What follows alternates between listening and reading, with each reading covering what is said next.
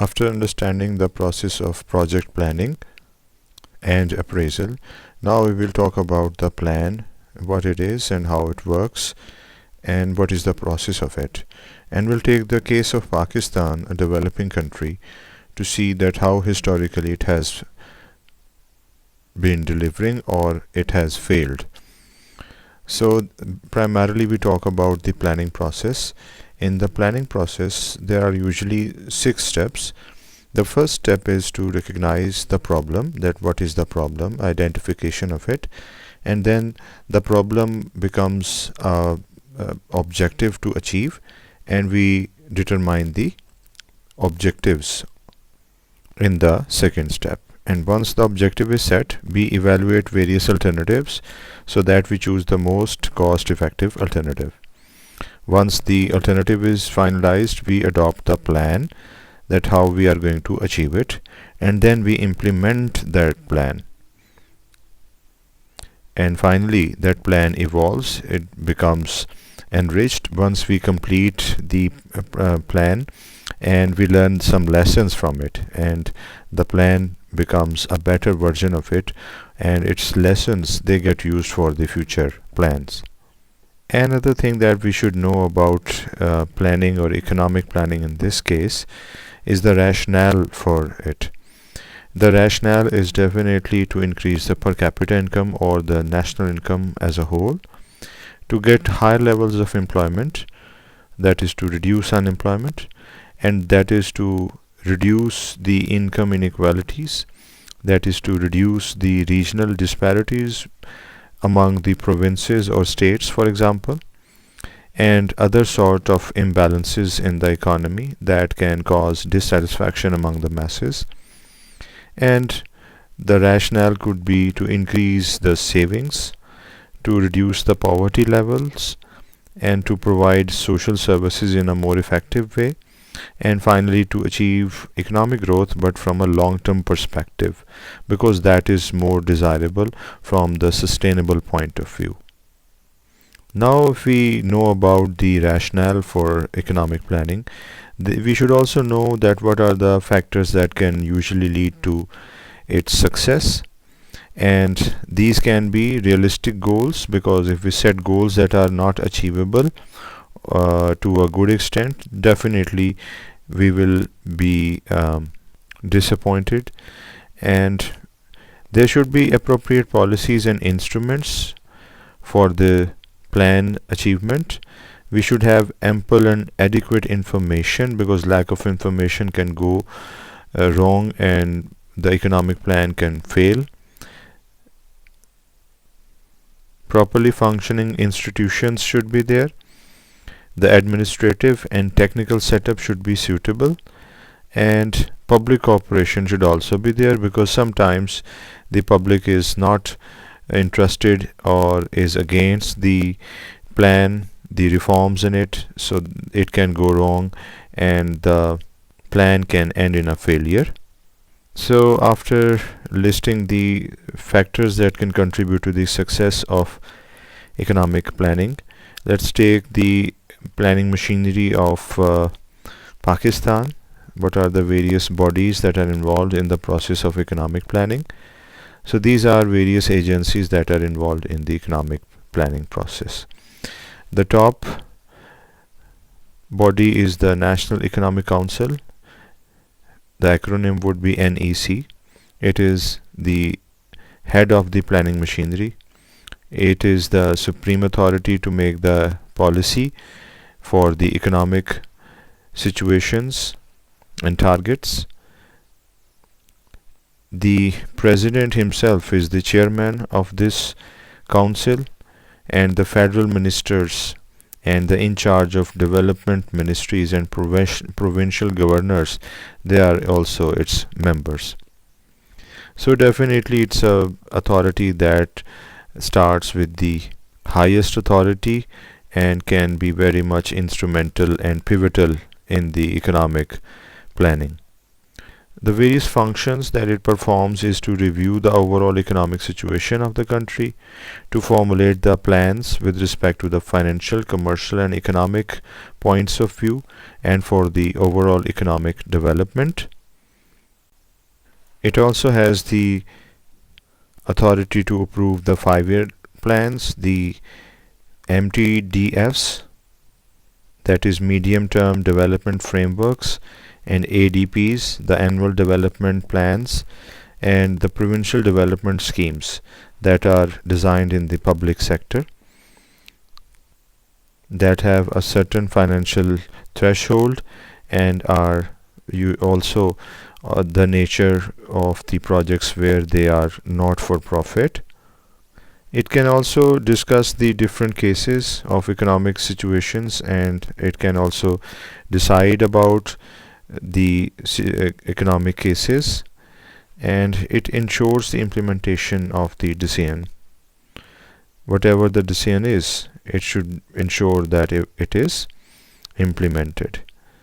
Now, the other significant part of the planning machinery is the executive committee of NEC, that makes it ECNEC. It definitely is below the National Economic Council. It is headed by the Federal Minister of Finance, Planning and Development, and its members include federal ministers and similar authorities. Now, the functions of this committee are to set up the development schemes both from private and public sectors, and then it is submitted to NEC, that is National Economic Council. It can also allow moderate changes, not major changes, in the plan and sectoral adjustments within the overall plan allocation. So it also shows a certain degree of authority and discretion in the planning process, but definitely not the absolute or the highest level of authority. It can supervise the implementation of economic policies laid down by the Cabinet and the National Economic Council.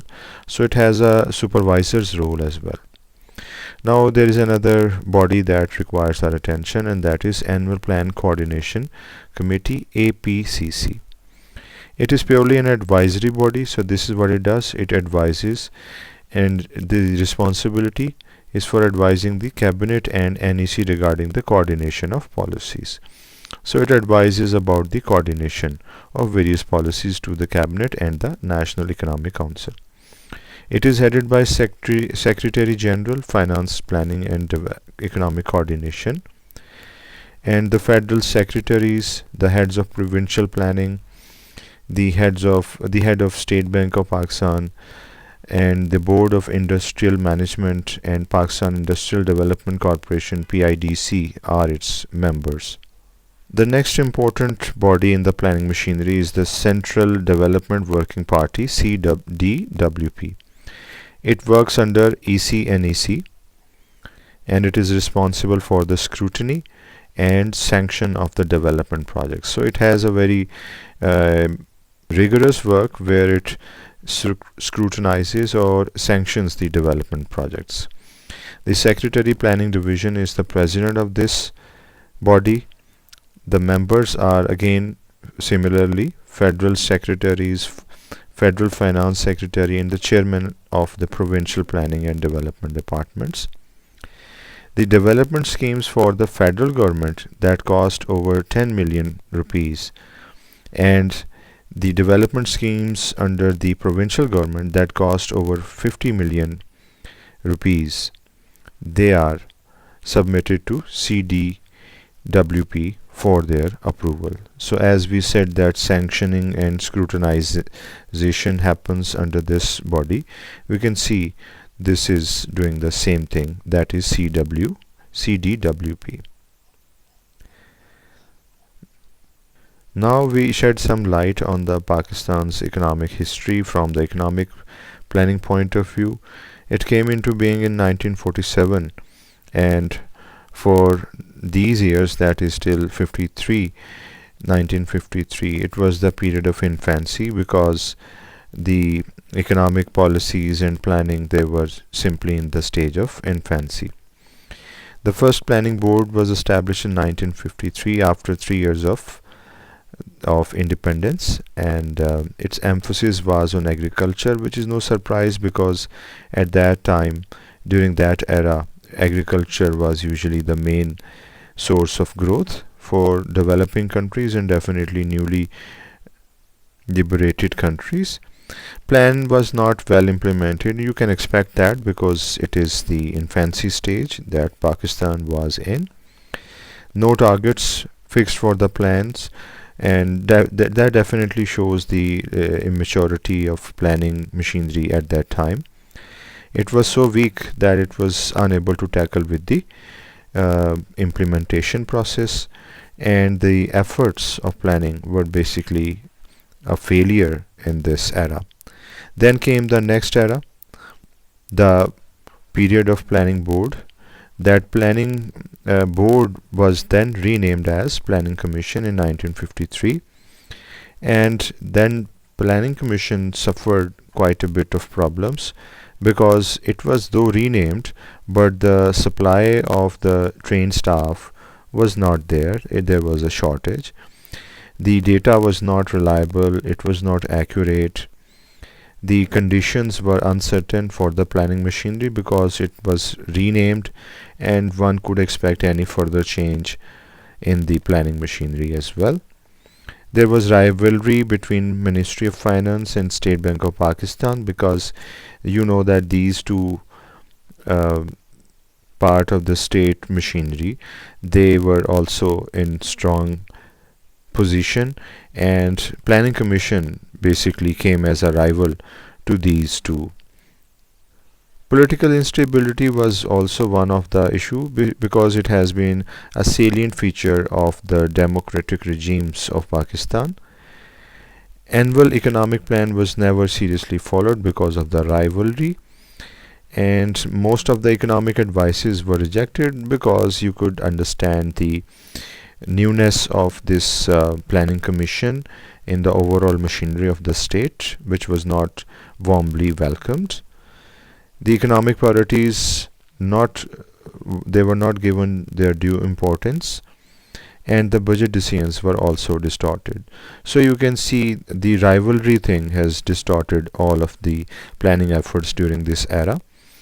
And during this era, the first 5 year plan was also made, and it suffered because of the rapid changes in the government and the lack of political support. These are the two things that we have already mentioned. Then came the next era, that was from 1958 till 68. It started with the military regime of Ayub Khan, and it was good because economic development was aimed by the channel of market economy and the private sector. It was invited and it was relied on, and it gave suitable results. The targets they were laid in this 5 year plan, that was for 1960 till 1965, and those targets were for rapid industrialization that was seen in the light engineering sector of Pakistan. Food storage and political instability, they were targeted for their removal, and also the balance of payment problem for its deficit was also targeted, and it gave considerable results because this era was known as the decade of development or golden 60s. The major reforms during this era for the planning commission, they were there, and planning commission was raised to a division, and that functioned under the president's secretariat. The president himself assumed the chairmanship of the planning commission, and the deputy chairman, with the ex officio status of a minister, was made the operational head of the commission. And provincial planning was organized as well, not just federal, rather the provincial planning as well. The Planning Commission was also provided a secretariat for National Economic Council, that is NEC, which looked after day-to-day work of NEC and was also responsible for the final approval of annual development. During this period, second 5-year plan, as we already discussed, was designed. It was quite successful and it led to a good example for the remaining countries that were facing hunger. And the problem during this era was that there was a war with India, and that definitely had a negative effect on the pace of growth. However, it was still not totally lost, and Pakistan continued to function properly with appreciable growth rates.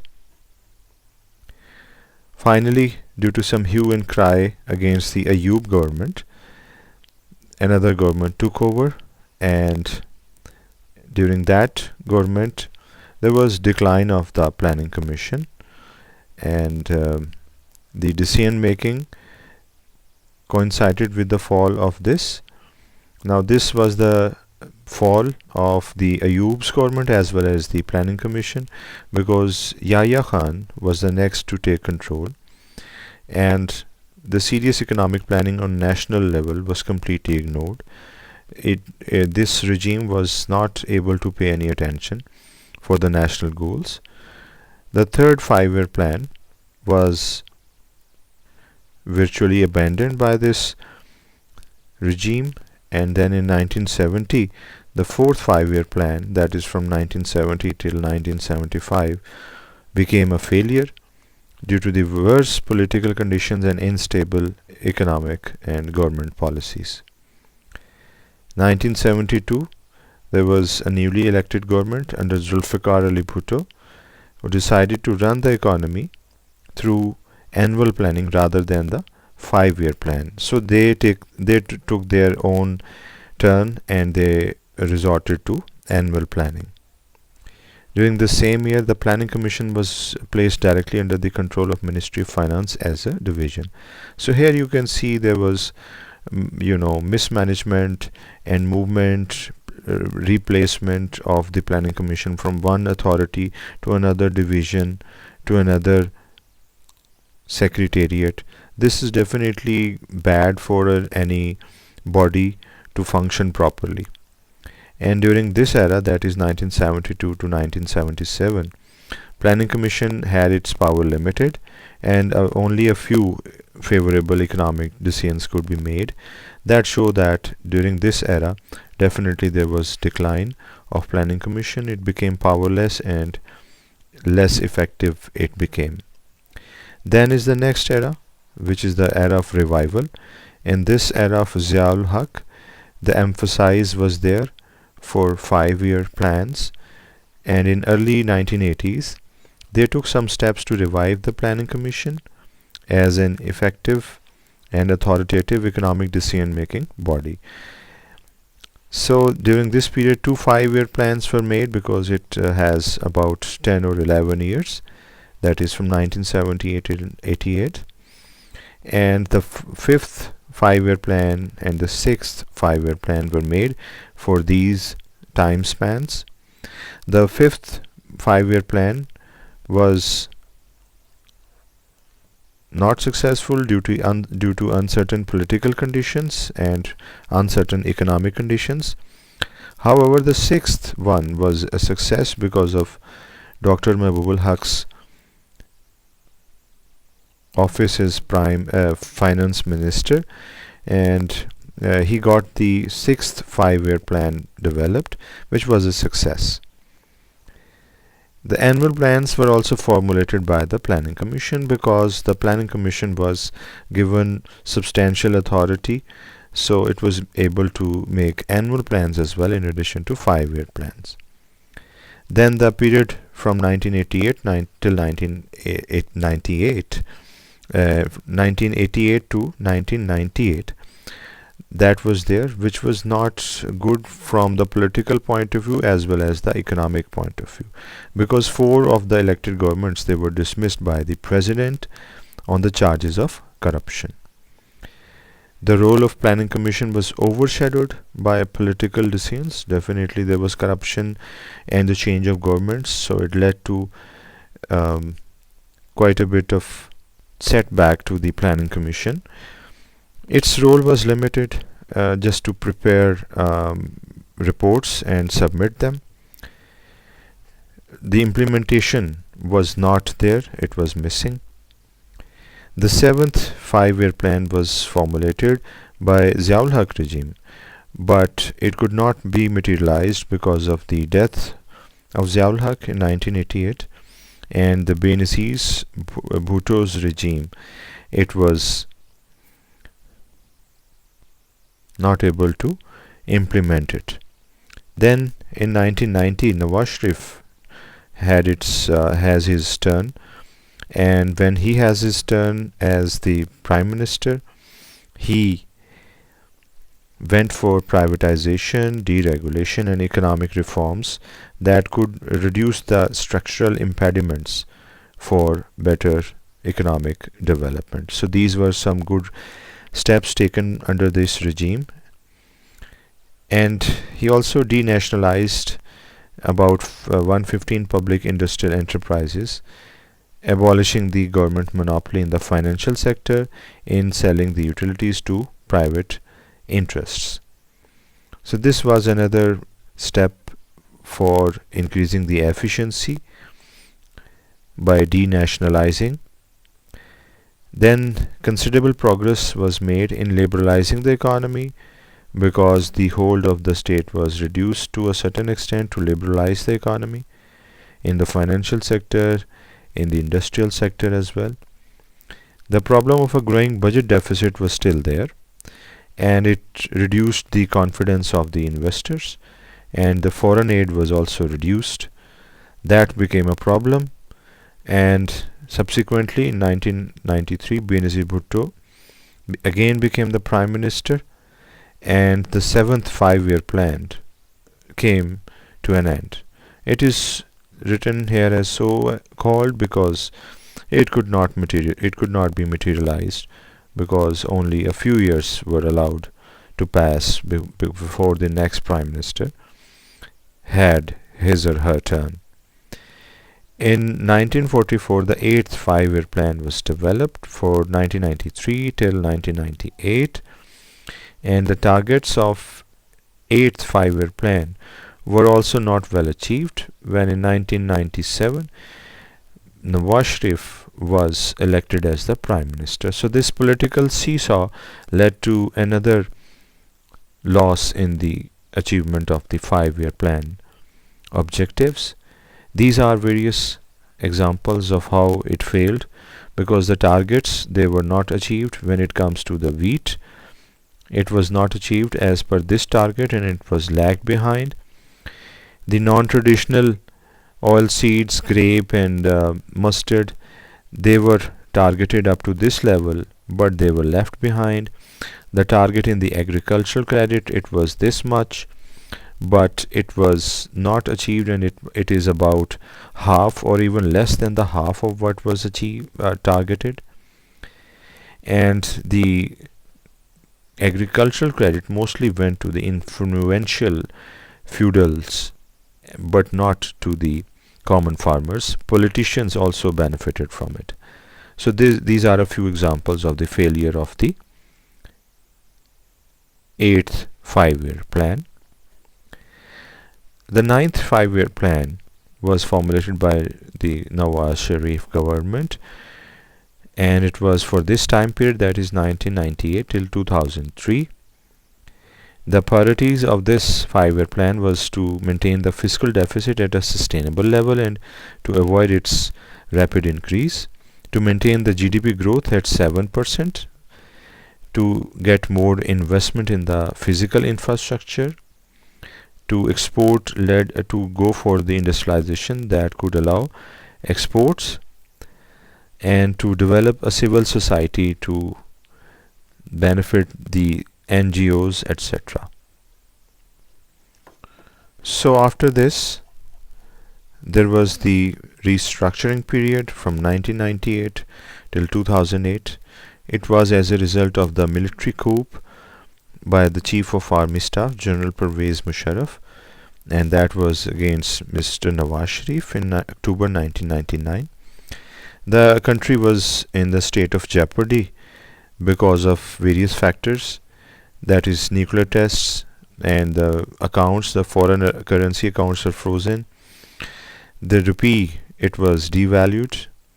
Kargil war in 1998 was fought. So all these led to the loss of confidence of the businessman in the country of Pakistan.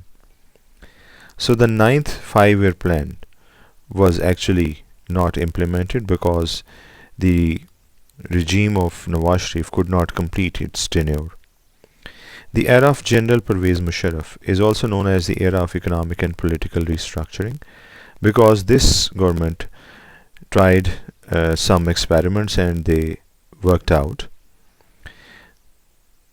10-year plan, that is a perspective plan from 2001 till 2011, it was prepared. Economy on average grew well, that is 5.1, and starting from 2.6%, coming up to 8.4% in 2004 and 2005. These structural reforms designed for this regime, they were privatization and deregulation, trade liberalization, banking sector reforms, capital market reforms, tax system and tax administration reforms, agricultural sector reforms. These were the various reforms that were undertaken, due to which various effects were observed. That is, manufacturing sector, it grew to 11% as compared to 3.6% previously. The revenue collection also increased to 396 billion rupees from 308 billion rupees. The debt servicing declined from 64% to 57% of the total revenue. The exports, they increased from $7.8 billion to $9.8 billion. Decline in poverty happened and it reached the level of 24% in 2008. HDI, that is Human Development Index designed by UNDP, it also got improvement as per the data in 2005. The private sector, it also started to play a good role as it was encouraged in shaping the structural changes in the economy. As we will see, various sectors, they developed in this era. In 2005, the government authorized the Planning Commission to issue a plan, and its name was this, that is Medium Term Development Framework, instead of a regular 5-year plan. It also had 5 years, but it was slightly different because it was aimed to continue the supportive public policies that were undertaken before 2005, that is from 1999 till 2005. The good outcome and the performance of the economy, it had to be continued, so this innovative framework was designed. It was also aimed at meeting the new challenges of the global economy, because in global economy new challenges they emerge. So the objectives that it had, they can be broken into 5 parts. The principal objective was to attain higher growth. These are various figures that guide us about the higher growth. This higher growth was desired without compromising the macroeconomic stability. So a sustained higher growth was targeted as the primary objective. The secondary or the second key objective of MTDF was to get more investment, to reduce the poverty, to create more employment, to provide the basic necessities of life, which include the quality education, skill development, and upgradation of human resources, better health, and better environment for the common man. The third important objective was to get more foreign direct investment so that the country could grow following the model of Malaysia. Fourth objective was to focus on the growth which is just and equitable. So this was the set of objectives. They seem more suitable as per the challenges of the new millennium, and MTDF was more appreciated, and it gave good results in the beginning, but again due to the political instability at the end of its tenure it suffered. MTDF also anticipated development of engineering goods, electronics, chemicals and high-tech industries. So again it shows the wisdom of the state and planning commission at that time, that they understood that growth and development in the new millennium could be had not via agriculture only, rather with these growing and emerging sectors. So ICT sector, that is the information and communication technology sector, it also grew very well during this era. But when the fall of Musharraf's regime happened, MTDF also suffered, and it could not get the attention of the new government. 10th five-year plan was made, but it is cancelled here because it was not launched. It had an agriculture-based economy focus, and its shift towards the industrialization for medium and the long term. So it was a plan that was focusing on the transition from agriculture to the industrialized nation. However, due to the political issues, it could not be implemented. Then the 11th, it was not even launched actually. The 11th five-year plan, it was designed for these years, and it missed out most important targets and failed to transform the economy into a vibrant and resilient economy. So there isn't much to talk about in the 11th five-year plan, though it exists and it contains quite a bit of information. However, the outcome of this plan was not appreciable. However, on the whole, the GDP growth remained relatively high, that is 4.7 over these years.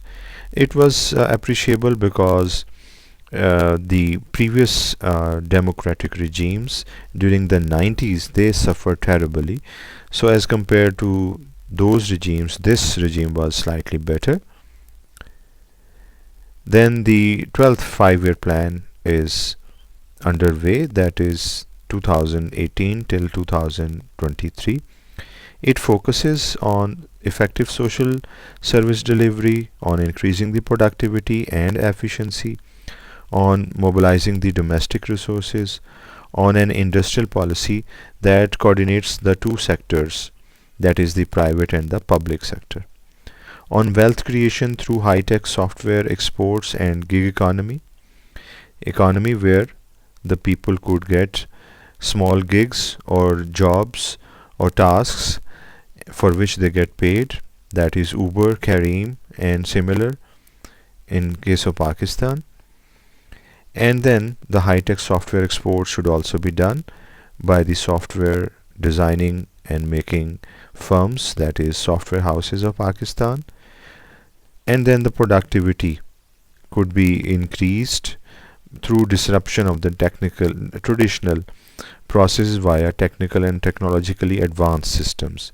Disruption is required so that the usual systems, they get changed substantially and the productivity in them could be acquired, that is the digitization of various processes. And then provision of the responsive system citizen services. Also e-government could be used to provide better services to the citizens. So this is actually underway, but COVID-19 has seriously affected the implementation of this. The whole of the world is suffering, and Pakistan is no exception, and this five-year plan definitely is likely to suffer quite a bit, but the results would be seen once the 2023 year gets completed, so that the time span for this 5-year plan gets completed. In addition to these planning modes, that is the national economic planning, international development goals have been there, which has attracted many countries or most of the countries. For example, during 2000, Millennium Development Goals, they were introduced by UN, and 189 countries at that time accepted these goals, and Pakistan is one of them as well. Due to weak governance and mismanagement, however, these MDGs remained unachieved to a considerable extent. Later, the Sustainable Development Goals, that is SDGs, they were introduced in 2016, and they are also underway. And their materialization can be judged over time, but definitely it will take some time to see if these long-term goals have been achieved to a good extent or not. They definitely lead to the 2030 Sustainable Development Agenda, which is yet to be seen. In addition to these international development goals, there are two important terms that are broadly used in Pakistan planning machinery, that is Public Sector Development Program, PSDP. It is the most important policy instrument to pursue the socio-economic targets and goals set by the government. It is formulated by adopting inclusive, consultative and participatory approach to put economy on sustainable and high growth trajectory. So it's quite a bit of inclusive process in which it is designed, and it is aligned for the long-term development objectives of the government. Also, annual development plan, it is an important term in the planning machinery. ADP is the acronym, and it is showing the country's annual development priorities for the forthcoming year. So it's annual, so it's about 1 year, and it's about the annual development priorities, that what are the priorities of the government for the purpose of development during the forthcoming year. It also provides the guidelines for the development strategy of the provincial government, so it is also helpful for understanding the priorities at the provincial level. Now, what are the various hindrances in the planning machinery of Pakistan that we have observed? There are administrative obstacles that hinder the sound, efficient and independent planning authority of the planning machinery, and this lack of effective administrative machinery gets the problems into the way of implementation.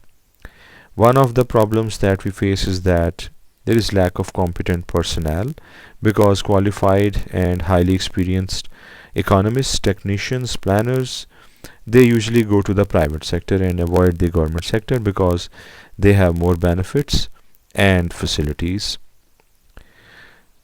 Dilatory procedures, they are there because there can be a lot of delays because there are administrative layers and there are series of steps due to which there can be a lot of delays, and finally contributing to the hindrances in our planning machinery. Lack of coordination is there because different aspects of a project, they are dealt with different ministries and agencies. So since the task is divided, the communication can be lagged, and that can hinder the administrative process of the various plans. The preparatory work of the projects, it is inadequate, as preparatory work includes the feasibility study, that includes economic, technical, financial, commercial and organizational aspects of a plan and the projects. And when this is lacking, that is the preparatory work, then the failure of the projects and plans, it is quite likely. The implementation also suffers because we have seen from the historical evidence of Pakistan's economic history that the 5-year plans, they have been failing because of the political instability and the economic uncertainties. So they have been not achieved, and the country has been deprived of the envisaged benefits of these plans. Another problem is there, and that is the lack of evaluation process of the plans and projects, because evaluation is very important. It can allow us to learn some lessons and to avoid the same mistakes, but the evaluation, it is also limited or non-existent, due to which the verification of the materialization of the socio-economic benefits is not done properly, and the verification remains absent. The confirmation is not there.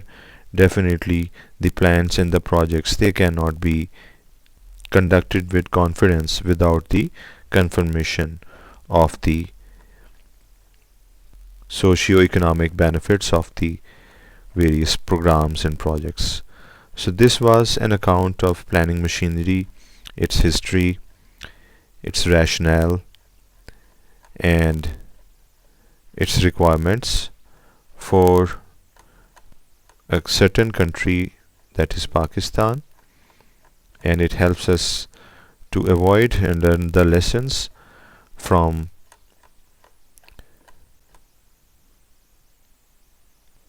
mistakes and limitations of this certain case of Pakistan, that is the planning process in Pakistan. Thank you.